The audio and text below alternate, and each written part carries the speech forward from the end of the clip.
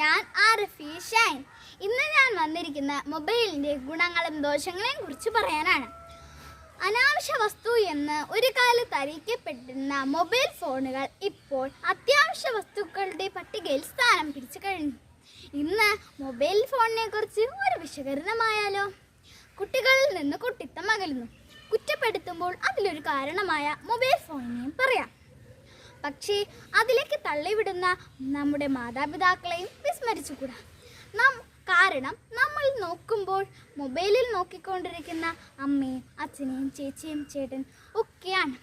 മുതിർന്നവരായ അവരെയൊക്കെയാണല്ലോ നമ്മൾ കുട്ടികൾ മാതൃകയാക്കുന്നത്.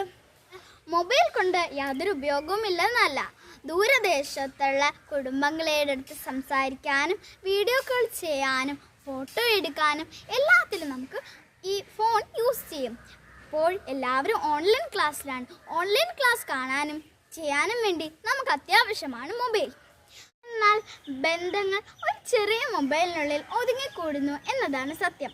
അമ്മ പറയാറുണ്ട്, മൊബൈൽ ആധിപത്യം വരുന്നതിന് മുമ്പ് ഒരു ഫംഗ്ഷന് പോകുമ്പോൾ എല്ലാവരും അവിടെ സന്തോഷമായിരിക്കും. കുട്ടികളാണെങ്കിലോ കളിച്ച് രസിച്ച് അവിടെ ഒരു മംഗളമാക്കും. പക്ഷേ ഇപ്പോൾ നേരെ തിരിച്ചാ. ഒരു ഫംഗ്ഷന് പോകുമ്പോൾ വരുന്നതാരാണെന്നോ പോകുന്നതാരാണെന്നോ ആർക്കും അറിയില്ല. കാരണം ഇപ്പോൾ കുട്ടികളുടെ കയ്യിലും മുതിർന്നവരുടെ കയ്യിലും മൊബൈലാണ്. മൊബൈലിൽ നിന്ന് തല ഉയർത്തി നോക്കുമ്പോഴത്തേക്കും ഫംഗ്ഷൻ തീർന്നിട്ടുണ്ട്. മൊബൈൽ എന്നല്ല, യാതൊരു ഉപകരണത്തിൻ്റെയും ഉപയോഗം കാരണം നല്ലതും ചീത്തയുമായ വശങ്ങളുണ്ട്. കൂട്ടുകാർ നല്ലത് മാത്രം മനസ്സിലാക്കി പ്രാവർത്തികമാക്കുക. പിന്നെ എന്തുണ്ടെങ്കിലും നിങ്ങളുടെ അച്ഛൻ്റെ അടുത്തും അമ്മയുടെ അടുത്തും പറയണം.